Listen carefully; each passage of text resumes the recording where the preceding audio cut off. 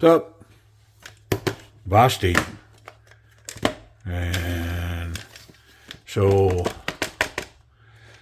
obviously, we got to get it out of this box. This is a Nightshade in Storm Gray G10 scales. And so, there's kind of a story here. And the story is I have been living in the secondary market for a minute. There are so many good knives that are out there. People are liquidating knives that are basically brand new. And so I'm hesitant to buy new knives. So let's see here. I think it's going to tell us all about it. It's a Nightshade, 154 cm steel, 3-inch long blade, Kukri cutter is what they're calling the style. Flat grind, Storm Gray G10. Yeah, so let's get it out of here. I can talk while we're talk and walk at the same time. Honestly, I probably can't, but okay. Nice G10. It's kind of smooth. You know, I like texture. I can feel texture on it, but, you know, it's not super grippy or anything. Lots of tension on that pocket clip. All right, you know the drill. Let's see what's up. So here's what I'm trying to figure out on this knife. There's some hype on this knife, and I have been living in the secondary market, so I'm not just paying attention to, hey, what's hot and what's selling. You know, whether it's on White Mountain Knives or, you know, somebody else's channel or whatever. You know, like knives get hot, they drop, and then they're a hot ticket. Well, the secondary market has been so good that I'm kind of not moving that way. I'm kind of just looking around and seeing what's out there. For instance, like when I'm searching eBay, I search like S35VN folding knives. I'm searching 154 cm folding knives and seeing what's out there. And then I'll back research and go, well, what's that normally sell for? What's retail on that? And anyways, this one's been a hot ticket. And so I had a chance to get one on the secondary market, so I took it. Anyways, let's look at it. Let's see what's up.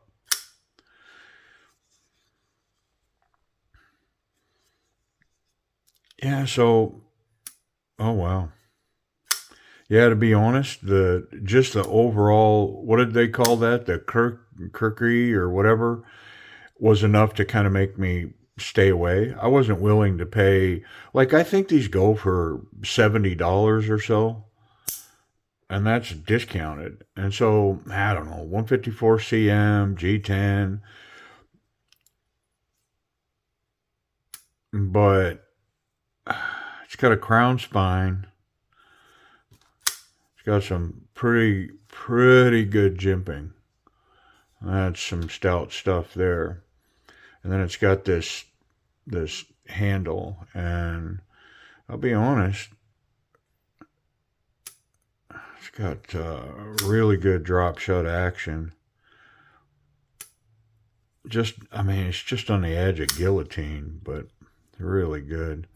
Access to the lock bar is pretty solid. It's got jimping here, so again, it's easy to grip that with your finger.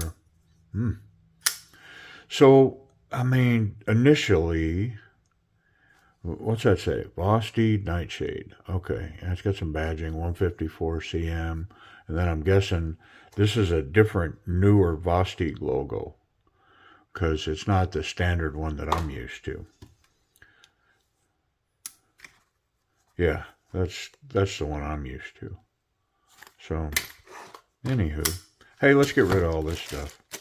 We're going to check this thing in, and then we'll really check it out. But, so, I've been paying attention to the used market, you know, the secondary market, because, I can get a $70 knife for $40, and what I'm finding is a lot of times they're brand new. You know, like this one, the blade's kind of dirty, but that's clearly, to me, that's the factory sharpened edge. This hasn't been sharpened.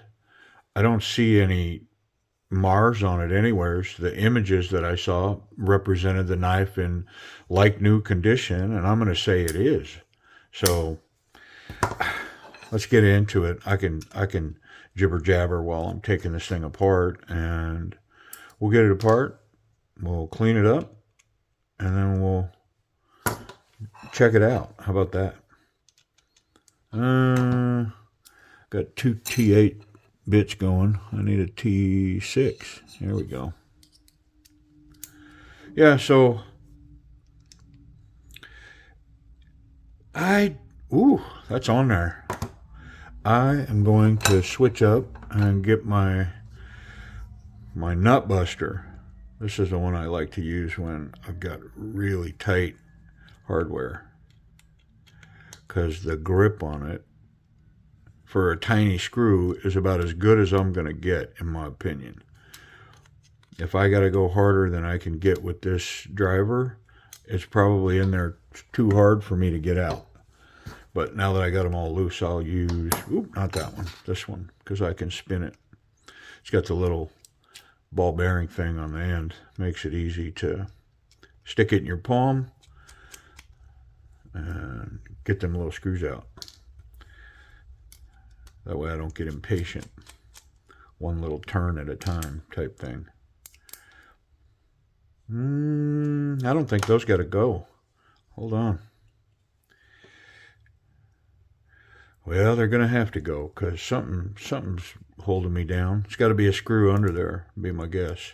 Let's get the pocket clip off either way now. It pushed me hard enough that I'm going to make it happen. There we go. Yeah, I mean, the scale loosened up. There's no screw underneath, but man, there's a bunch of oily under there. I guess I just kind of thought that being in the secondary market that there wouldn't be one. So this is I can already see. I was going to say this is a version of the Trek lock, but that's on a button lock. But I do like how they've got the internal stop pins here, and they've cut like a race all the way around the scale. It's going to help with rigidity on the knife, that stop pin running within that race in the scale there. I like it. It's kind of cool. Simple little manufacturing deal. But, ooh, man, this thing, these are on here. Let me, well, and I know that other scale's going to have to come off, so maybe I'll go there. Yeah, I mean, it's skeletonized in there. It's got some reliefs, circles cut in it, but this scale's definitely got to come off of here, because I'm positive there's going to be oil under there, and I'm going to want to get it out. There's no reason to take the knife apart and not get all that oil and stuff away from the knife. Let's poke this out, and we should be able to get this side scale off, and maybe things are starting to come apart. Scale, blade, bearings, pivot pin, bunch of oil. But these scales are holding fast. It's all right. I'm going to manipulate them. There we go. A little wiggling, and we're completely disassembled. Pretty simple knife, but simple's good. Doesn't got to be complicated. I do really like their Trek lock, though. That Trek lock, man, that thing's something else. Just the way that they've captured the button in there. It's pretty cool. If you haven't seen it, I've got a video, a couple, but the Corgi comes to mind. You can go back and find that video. Sorry about that. Had to go to the door. All right, where was I? The Corgi.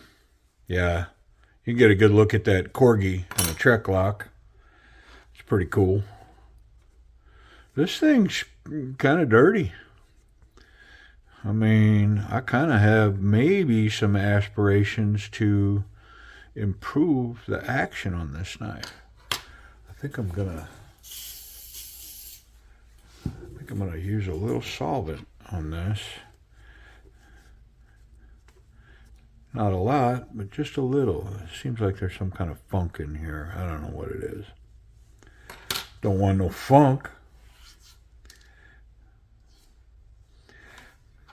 I don't mind the funk. Yeah, so this is one that I wanted to get. I just couldn't bring myself to drop the coin. And so the secondary market, I mean, man, it's just so good right now.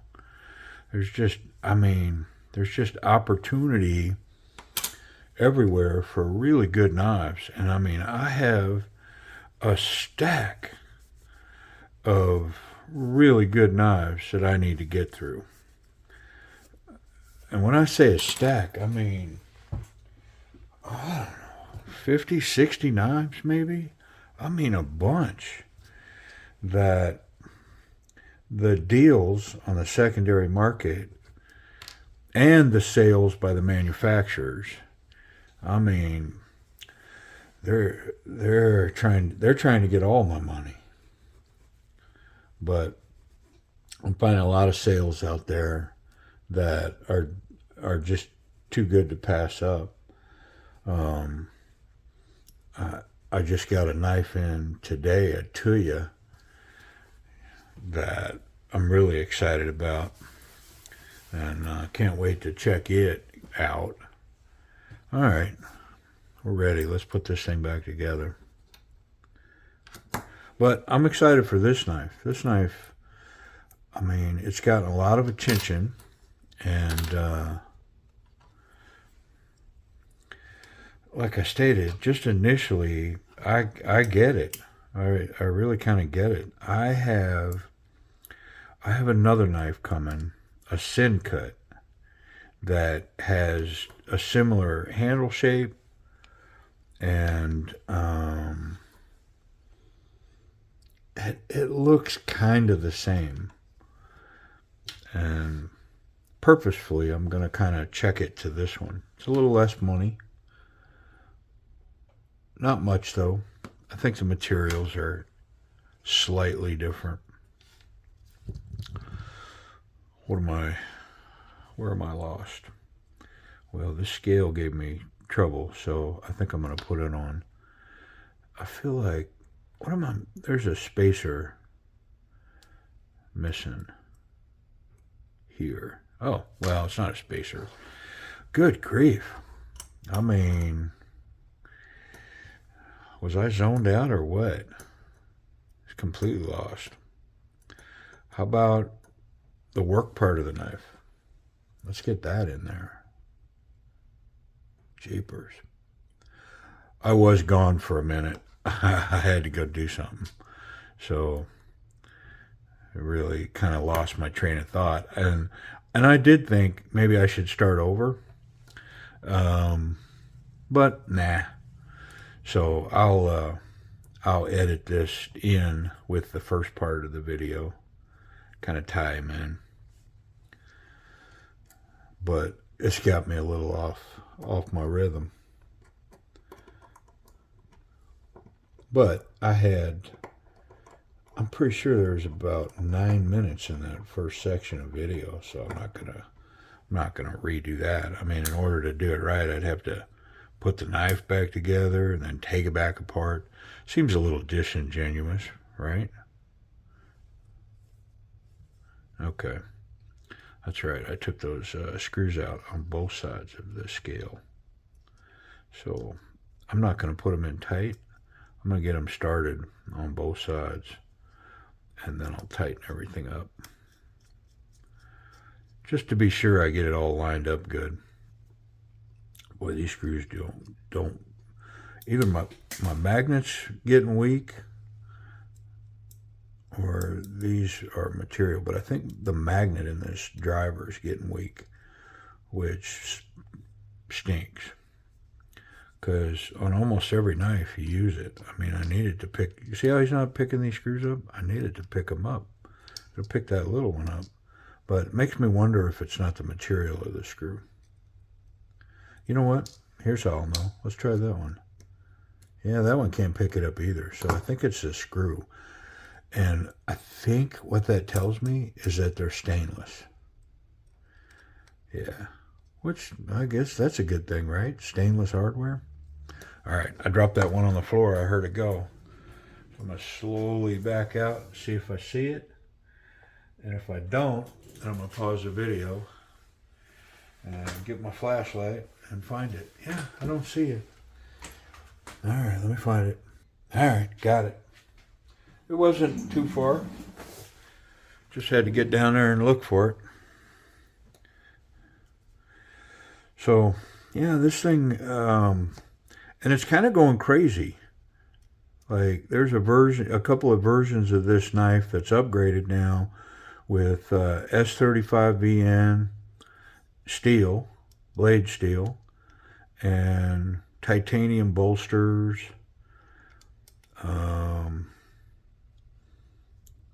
And the same with the VOSTEED Thunderbird. It's a hot ticket. So VOSTEED's got some, man, I got some knives going right now.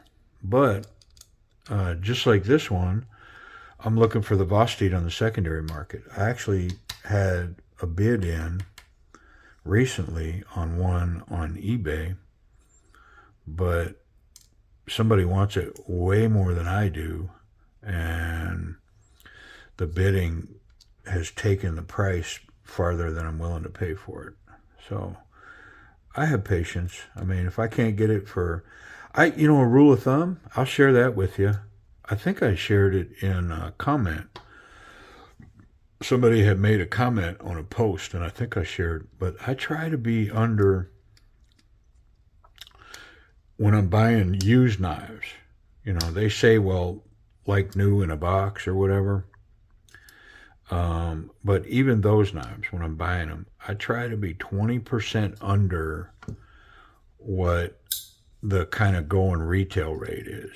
And I don't mean like list. That ain't a good price to go off of. I mean, I try to be 20% under, like maybe what the price at White Mountain Knives would be with the discount code.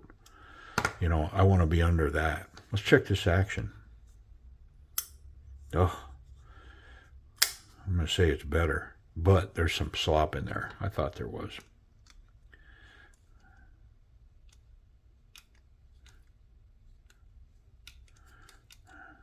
I really created some tension down towards the end. Let's see what that is right there.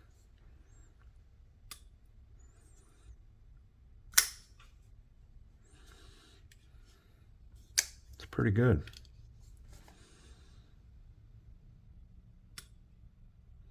Really centered blade. I really do like that crown spine on there. That 154. I feel like I've left some kind of film on this blade.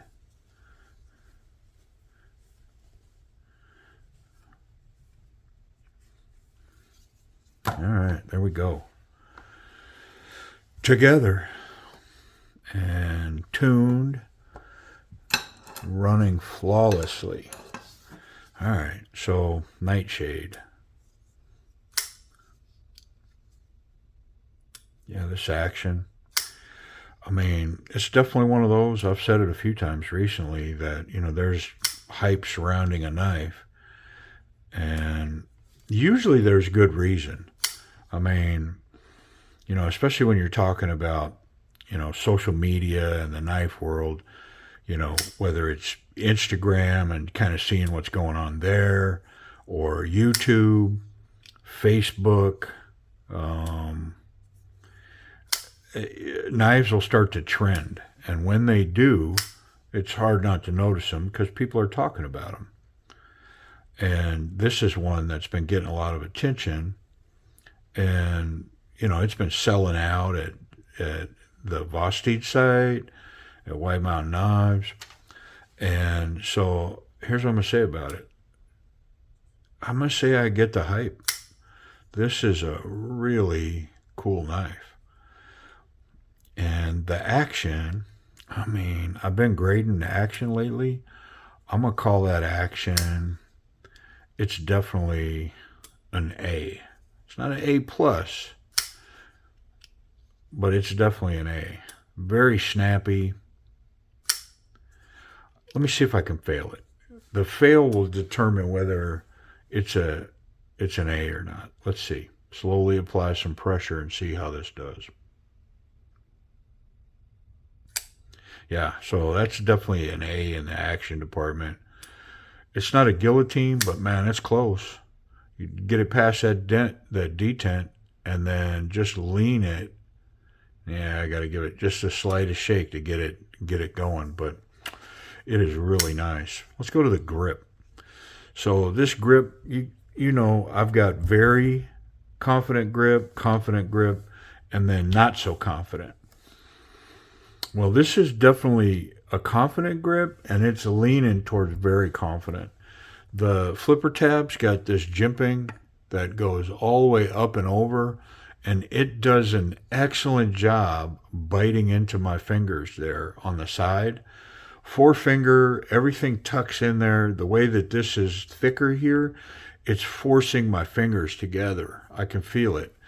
And so it's a bunched up hand grip. Everything's bunched up in there, but then it's reinforced with this jimping on the backspace. Really grippy. Dig your thumb in there, and man, this is a very confident grip. I mean, I don't think. So this is something I've been thinking about. How do I describe this? And I think what I'm going to say about this grip, because here's what very confident to me is. It's a grip that's such in my hand that this ain't coming out of my hand if I'm having to defend myself with this blade. And so much so that I feel confident to say that if another human being imposed themselves on me and I was armed with this knife, I could not be defeated. Now, maybe that's going to strike, controversy and conversation amongst people, but the simplicity of defending oneself with a blade like this and this confident of a grip, I'm just saying, me personally, I don't think there's a human being that could come against me if I was wielding this knife. So that's another conversation to have about how I think that goes. But this knife is sharp, it's pointy, the grip is incredibly strong. And so for somebody to attack me with their hands and I'm armed with this to defend myself, I feel very confident that I would survive that moment. Yeah, wonderful grip. And so I get the hype. I really do. The materials, the fit and finish, this 154 cm that's made on this blade. Man, this is a good one. And I get it. And I kind of get it from the perspective of VOSTEED as well, because I've been running some of their knives through the channel and purchasing them because I like them. And they've all been really good knives. Let's check this pocket clip out. So if I can just get that thick part under there, I know this pocket clip's going to run. There, it got under it. Whoop. Very deep carry. Plenty of space for this thick material. And that thing, 100%, when I go looking for this knife, no matter what I've been through, tumbled in a dryer, this knife's going to be where I put it. Yep. Thin material, one hand in the pocket, one hand out. This is basically the thickness of jeans. And perfect. My favorite spot back here, I always like to check it because that's where I'm going to carry it when I put it in my pocket, is that back right pocket towards the front. And I like it. So the pocket clip is wonderful. Let's check it for safety. I wonder if I can contact the blade through the back and the backspacer. Nope. And what about the tip? Yeah, there's no chance. So the tip's good, the clip is good, and there's no blade exposure. You can be really confident putting this in your pocket and not cutting yourself. I wonder if it's sharp. Well, I got to tell you, that flat grind, the size of that blade, this thing better be just razor blade sharp. And it is not. This thing needs a stropping bad, so we're going to get after that. The video's time's good, so I'm going to run it on here real quick. Just keep the video live and see if there's not a burr on here that we can knock off of that. Because that would be nice if it was just a simple burr. I'm not putting a lot of pressure. I'm matching that angle up. And I think it's one of the things that people overthink a little bit, trying to get that angle correct. I've done it a bunch, so I feel pretty confident that I can get in there and match up 17 degrees or whatever with the knife and the blade itself. So what am I? I'm probably on 5 or 6 passes. I'm going to take a light pass or two. I did see some metal down here on this. So let's see if that resolved our chunkiness with this cut. I mean, you tell me, y'all. I just ran that blade from one end of the other, from here to here, through this super fine phone book paper, and all I did, I kept it live. You guys watched me. All I did was strop it. Yeah. So 1,000,000% better. It's very sticky. It'll most definitely shave hair in this current configuration. Can I improve on it? I could.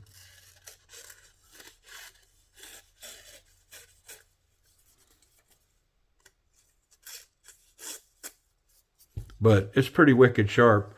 I'm going to just run 1 or 2 passes with a little bit more pressure on it. I do like the ergonomics on this knife. Gripping that and running it over this strop, this right here, that grip is so good on this knife, man. All right, one more pass. There we go. Let me see.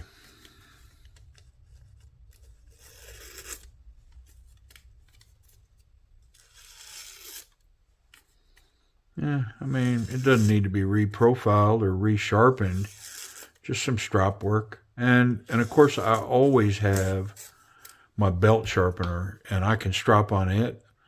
And it does a really good job of hanging on that bevel and polishing that whole thing out. Yeah, so, all right, let's get rid of all this stuff. Very sharp. So price and availability. I mean, I'll be honest. Like I said, on this one, I don't know why I keep saying I'll be honest, because what does that mean? The rest of the time I'm pulling your leg? I guess it's just an expression, but let me give you my 2 cents on this. I bought this on the secondary market, and I paid, like I was saying, my rule of thumb is to try to be 20% under like the going current rate of, let's say, White Mountain knives. And that rate on this knife is about $63. That's $69 with 10% off, puts you at about $63. So, I mean, rightfully, for me, looking on the secondary market, I would probably want to be like 20% below that. That would be my target. Now, if I was at 15 and I really wanted the knife, or 10, 10%, if it represented as a new knife and hadn't, if it'd been carried, it'd carried very lightly. It doesn't have wear on the pocket clip. There's no nicks or chips in the blade. It looks like the factory sharpened edge. Basically it represents as a new knife. The fact that somebody opened the box and took it out, you know, I don't really care about that, but B, if they did, that's why I'm looking to be 10 to 20% less than that. So 20% of the 63 would put me down around $50. Is what kind of where I'd want to be. And it's where I would recommend buying one on the secondary market. If it's used, that's kind of what I'm thinking. Now, is that going to be the same for every knife? No, it's not, because you could get, there's some knives that are like collectors, that the value of them is more than what the going rate is, especially if you go to, let's say you go to White Mountain Knives, or you go to Blade HQ, or you go to Mountain Knife Works, or, wherever you go, and nobody has them. You go to the manufacturer site, nobody has them. Well, I can tell you, for me, it's not unreasonable that if I see the last price being sold at $100 on White Mountain Knives, I mean, that would have made it about $90 with a discount code. Am I going to buy a knife for that? Probably not, because anybody that's selling one in the secondary market realizes that this is a desirable piece, and they're going to want to sell it for more than they paid for it, most likely. I mean, now if I can find one for less, that 10 to 20% less, I mean, here again, it's just all the more tempting, because I'm looking at it thinking to myself, most people are going to ask for more because you just can't get them. They're not available.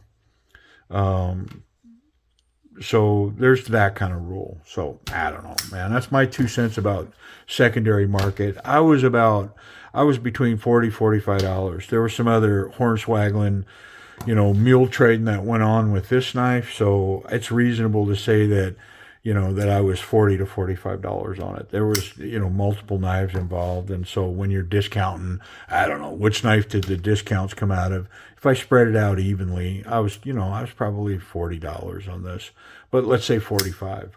So I covered my thought process on it. Am I happy with the knife? 100%. Does it represent as new? No doubt about it in my mind. If I bought one brand new in a box, there's no way it could be any better than this one, because there's no flaws with this one. There's nothing I'm finding that, let me say it this way. There's no flaw from this being out of the package. Like, one in a package isn't going to be any better than this. So, hey, did I mention that lock bar axis? I think I did in the beginning, but this jimping on it and this being scalloped and lowered out, access to that lock bar is just super easy. Yeah, very easy. Detents, I mean, it's right after being locked. There's locked. There's the detent. So you just got to get past that point. Nice stiff detent, though, which accounts for the snappy action. So, VOSTEED Nightshade 154 cm G10. I like the knife, and if you've been looking at it and you're thinking about it, going, I wonder, all the hype, is it that good of a knife? Especially for me, I'll tell you, looking at it, it doesn't necessarily look like a knife that I'd want to carry, but I can tell you that this is 100% going to go in my pocket. It's got a great pocket clip. The action is just, woo, yeah, and it's just getting better. Drop shut, man. That thing runs. It's got good acoustics. Yeah, I like it. I guess you can kind of choke up here, but man, you're at risk of catching the back of this right here. So, anyways, I appreciate you watching. It's a good one. I'd say if you're interested in it, check the secondary market. There's people selling them there, but if you can pick one up at White Mountains, at 10% off, that's not a bad proposition either, because they are selling out. They're hard to find. I think at the time of this video, White Mountain Knives has 1 or 2 different models out of several configurations. Everything else is sold out. So anyways, appreciate it, y'all.